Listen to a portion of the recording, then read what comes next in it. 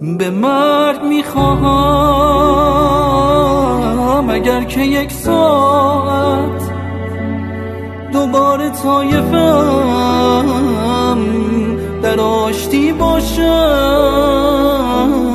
شناورم در نیل و آبگور من است و ماهیان بر من گلاب می پاشند. به طعنه می گویم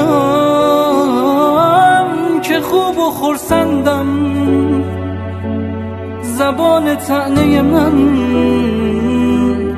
همیشه کوتاه